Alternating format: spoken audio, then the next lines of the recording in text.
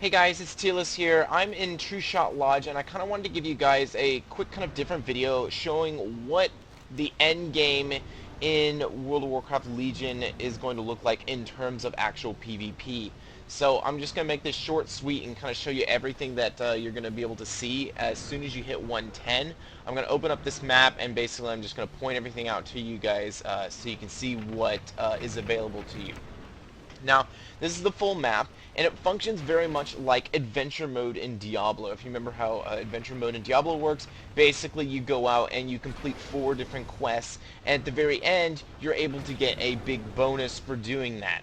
In this case, it's the Kirin Tor chest, or I can do the High Mountain Tribute one, or the Night Fallen one. Now these actual have timers on them, so they only last for so long, and then you only get them so often. So if I finish the Kirin Tor of Dalaran, another one doesn't spring up right away, so you can't continually go through these quests, and that makes them time gated. In addition to that, all the world quests that you will see pop up around the world, such as this one, Retake the Skyhorn, is going to be time gated as well. Notice it says time left 14 hours left. So I only have 14 hours to actually complete this one so that it can count towards my High Mountain Tribe's objective before it goes away.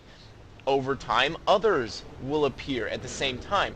These are the PvE world quests. And these, while the money ones won't be so popular, the order resources ones will be very popular, and the artifact weapon ones will be extremely popular. It's going to force the entire it's going to force everyone from mythic raiders to gladiators to everyone out into the open world, because they're going to want to min-max their weapon as quickly as possible. Look at this right here. It grants 315 artifact power, and I've done 2 researches on artifact weapon kind of notes, which increases how much these items actually grant artifact weapon power. So I don't know what the base value is, but it's a pretty long process when you consider that the 34th rank, which is what it will require for you to actually have all of your talents and your artifact weapon complete.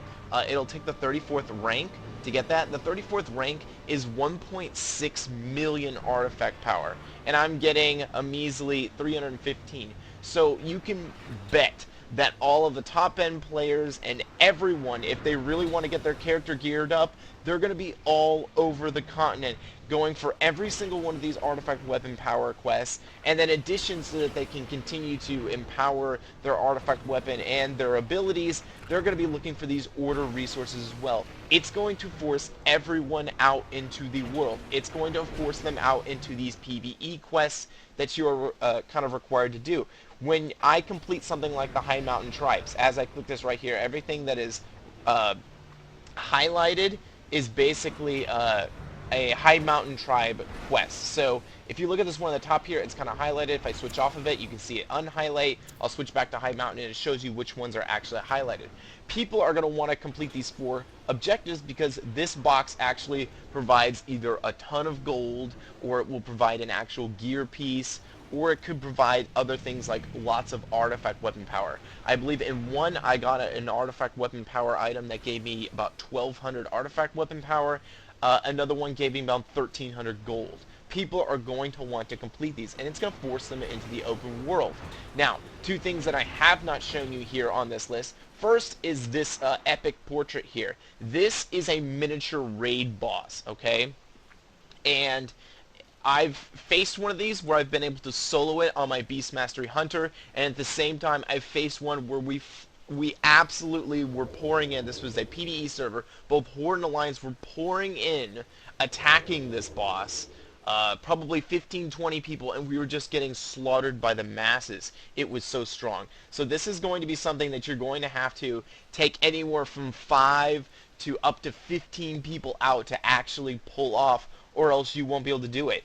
The one in which I survived as a hunter, I soloed it. It was a melee only boss, and I just kind of stayed at range, and every time my pet died, I revived it before he was able to actually get to me to deal damage. If he had, I would have died almost instantaneously. So it's really difficult.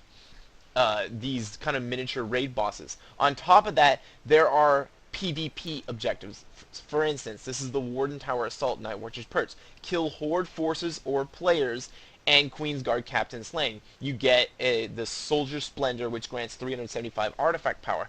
Now, like I said, it's going to force all gladiators and even mythic raiders, if they want to gear up as quickly as possible, they're going to be forced into doing these PvP objectives, whether they like to or not, because it is going to be one of the ways in which you can get your artifact weapon up as quickly as possible. Once again, I mentioned 1.6 million artifact power for you to be able to actually max it out. And then beyond that, you can even go beyond your artifact weapon, and you can start gearing up. There should be an icon somewhere on your artifact weapon.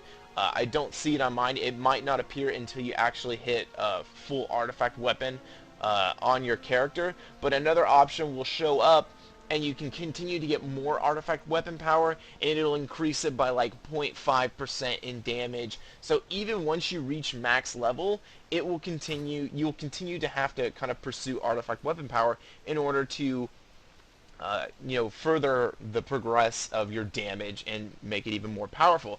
Right now, the highest that they've shown, at least on the MMO Champion, is that rank 39 is 2.3 million, is how long it takes to actually get that far.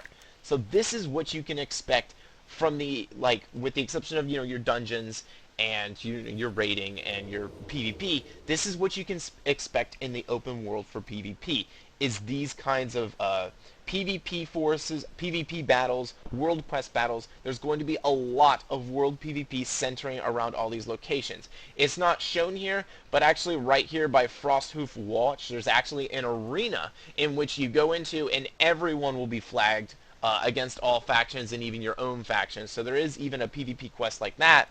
But on a PvE server, if you walk into this area, you will automatically be flagged for PvP and you'll be forced to PvP. The last thing that I have not shown, if it shows up around here, is going to be the absolute epic here, the epic portrait here, which is a quest that basically is for a actual raid, world raid boss. This one being Levantis. And then there's also a different here, something different here that I haven't seen before. One that actually goes into a dungeon, requires you to do a dungeon. But for the most part in the open world, you have your epic raid boss, so your normal world boss. You have the miniature world bosses, such as this one right here. You're going to have your world quests, and then at the same time you're also going to have your PvP quests. Now, as I mentioned before, see, here's another world boss. You are going to be required to do these if you really want to max out your artifact weapon, and you want to make sure that you stay ahead in your conquest of actual class order hall resources in order to keep your artifact weapon power up to speed. I got to 110 and I had 4,000 resources, and all of a sudden those 4,000 resources were depleting so quickly once I hit 110, because a lot of the order resources cost a lot. There's this one up here. I tried to go up and see if I could solo at the very top. It was way too hard. I mean, I had trouble even getting to the boss, let alone actually killing him. And so here's another kind of a beast area, or an actual kind of free-for-all area. It's going to be Bareback Brawl and conquer beasts or slay enemies. That's another PvP area. Here's another PvP area. Kill horde forces or players. So this is what you can expect in Legion for the end game, is you are going to be running around doing these world quests, trying to get order resources and artifact power, and it's going to force everyone into the open world, because if you want to min-max and actually get to the top of your game with your artifact weapon, you're going to be forced into the open world to get this stuff. And as you can see, the rewards are all varying. It can be artifact weapon power, it can be, there's some reagents in here, there's actually, not actually, I don't need to be on actual quests, there's actual items that you can get, there's, on top of that, then there's regular cash that you can get. I believe in High Mountain there was an example of just straight cash that you can get. Here's an example of straight cash that you can get. So, with that being said, I just kind of want to give you a quick overview as quickly as possible what I see in terms of endgame in world PvP out in the world in World of Warcraft Legion.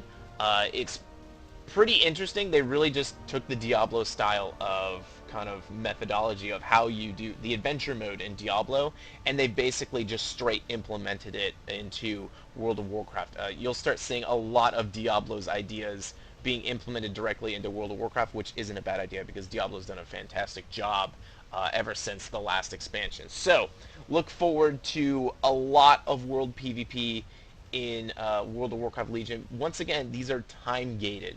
So people can't just be like, oh, I'm just going to sit here and not do this one, because if they do, it's going to run away, or they they may not have they only have a certain amount of like time a day to be able to do something, and if they decide to wait until the next day to do it, it'll be gone. So it's all time gated, and it's going to force people out into the open world, which is going to end up forcing world PvP. So that's everything for this video. I just wanted to do as quick as I possibly could an overview of what world PvP should be like in World of Warcraft Legion. Thanks guys. See you guys later. Tierlis out.